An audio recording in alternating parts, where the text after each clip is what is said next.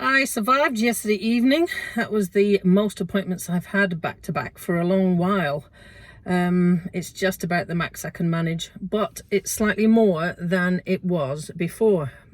So my max has increased a little, but still really, really exhausting. Like I was saying yesterday, the tiredness factor is something I've really underestimated, considering I consider myself to be reasonably fit. So I'm at the pool for my morning swim. It's looking a bit busy in the car park, so I'm not sure how long I will last in the pool before it drives me crazy. We'll see how many people are in the lanes. My nails are surviving pretty well. I think that they might actually start growing out, and I might need to cut them before the nail polish actually is chipping to a point where it's driving me insane. It is. I mean, there's some problems around the edges, but yeah, this gel nail polish is pretty damned amazing. I'm pretty impressed. So, fingers crossed the lanes are not too busy. I'll go and see what it's like. We're here for some safe summer reminders. And tonight down to 18. So whilst I was in the pool swimming, I was spotted by a friend. Well, actually, no. I was incognito in the pool. She spotted my crutches, which made me laugh, because normally I'm very noticeable. Another thing that also happened whilst I was there was a group of kids. I came along and said, "Oh, we've seen you in here before. You're a very good swimmer." And that was all that's made of it. Like I said before, kids don't make a big deal of anything, and don't even mention it. But what I'd had to do was problem solve with the pool staff, because all four side lanes were all closed for some type of training or squad or lessons or something. And the side lanes in all four corners of the pool is where I get in and out. And I can't get in and out anywhere else. So I had to use one of the middle lanes, but leave the crutches over on the side with a cone next to them in case anybody tripped on them or something. So that added to my incognito, that plus the fact that I just looked like any other swimmer. My legs weren't sticking out or anything, so she struggled to find me. Anyway, I managed to get the lead on the January Swim Challenge for a few hours. And then suddenly the person that had been in first place suddenly went for a swim, and back he went into first place. I'm currently sitting in second. I was in third, but it's neck and neck. There's only a couple of thousand meters between all three, so I do not know how it's going to finish. Fourth place is a wee bit behind, so it's probably a top three finish for me, but where it's going to be in that position, I do not know. I think it's going to depend on time zones, because first place at the moment is in Europe somewhere. So actually, after everybody else has finished their Sunday, he could still go for a swim whilst we don't know about it. So it's going to be interesting.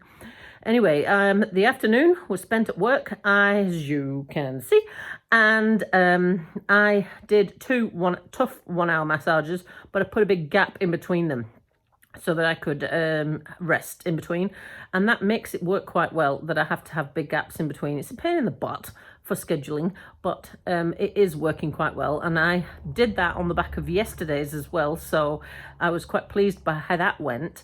And a swim this morning. Now I'm feeling pretty mentally tired, but not sort of absolutely flake out like I was last week. So I'm just going to have to keep on taking it really easy, I think, and listen to my body, and just think it's going to take a wee bit longer than I anticipated to get back up to full speed. But hey hum. And then in the what is it like to live in New Zealand vein, idea popped up on my way home. Now, this is something that I actually had to go and research myself. The whole licensing laws of liquor in New Zealand. Now, I had a quick wee look at the history of this to see what happened. Now, in the early 1900s, because New Zealand started to be inhabited in the late 1800s by European settlers, and in the early 1900s, there was a really big liquor problem, a liquor abuse problem, and the population were voting again for what they were going to do about it, and they were voting to keep it as it was, license it in some way, or ban it completely. I think that were the three options. That was at the beginning of the 1900s. So that argument went on for a while. Then we had the wars and stuff like that, and it was revisited a few times. and then the licensing trusts came up. Now, I believe there was 38 of them to start with. Now there's 19 that still exist. And where we are here in Invercargill, Southland, this remains the strongest licensing trust in all of New Zealand. Now, what it actually is a sort of government, public owned entity that it's got governing rights, and what it does is it controls the way that liquor is sold. So in a licensing trust area like Invercargill, you have to have a liquor license, a trust-based liquor license, and it can only be sold in liquor stores like the one I showed you earlier, or bars with a liquor license, and that's all. A supermarket can't sell liquor. That's the biggest difference. So if you want alcohol, you have to go to a separate liquor store. The licensing trust also owns several of the bars, and the whole area of Invercargill City is governed by the way that the liquor license is conducted with the licensing trust, who own all of the laws with regards to how liquor is sold. Now, I do know that it's still in the background there. It's still a little bit of a problem with liquor abuse here in New Zealand.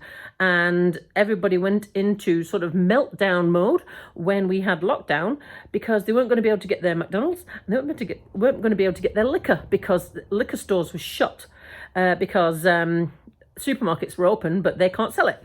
So what tends to happen is people drive up the road, because just 20-30k up the road, we're out of the licensing trust zone and into the next little village. So you can go up the road for 30k and go to the supermarket and buy liquor. And that's what a lot of people had been doing. Equally, you could go to a pub that's just outside of the liquor licensing area, and the laws are different. Actually, certain pubs can also sell liquor as well. And if you are in an establishment that has liquor, you have to have somebody with a liquor license, and that's a person. It's not the building. So that's different from England, because in England, the proprietor who owns the pub is the one that holds the liquor license. Here, it is the duty manager that holds the liquor license. So if you want to get a job as a duty manager, you have to have a liquor license. The person has the liquor license, and they have to display who is the duty manager. That is quite different to England, because it doesn't matter who's working in the place. The place is the one with the license. So it's quite by contrast. Yeah, so took us a wee while to get wrap our heads around that when we were come over here, and the fact that you drive up the street to another area that's not a licensing trust area, and it's a different rule. So, for example, Mataura, which is just up the road, it's a town on the way to Dunedin. It's a licensing trust area and that operates the same. Dunedin is much bigger city by 4 or 5-fold, and it's not a licensing trust area. Therefore, we can buy liquor in the supermarket. So it's all quite strange. When you live in a licensing area and you're not used to seeing liquor in the supermarket, and you go somewhere else where it's sitting on the shelf, it's odd. Now, what happens with the licensing trust, I believe, is some of the profits that they get from this licensing thing they do goes back into the communities. So I know the licensing trust here is responsible for a lot of sponsoring of community sporting events and things like that, and it has funded quite a lot of community sport and recreation. So that's the flip side. That's the benefits of it. The downsides of it is these really strict licensing, which is different to other areas in the country. So that's a little potted history on the liquor licensing in New Zealand, just based on what I have read. If you're a New Zealander and I've got a bit of that wrong, feel free to correct me. But as far as I understand, the licensing trust in Invercargill is the oldest and the strongest in the country, and it was established in 1944, just after the end, just about the end of World War II. So there you are. If you're in the US, I'm interested to hear how licensing works there, because I know it's slightly different. And if you're in Australia, how does liquor licensing work there? Because I know it's different again. Just interested to know. Anyway, have a nice evening, and I will talk to you soon.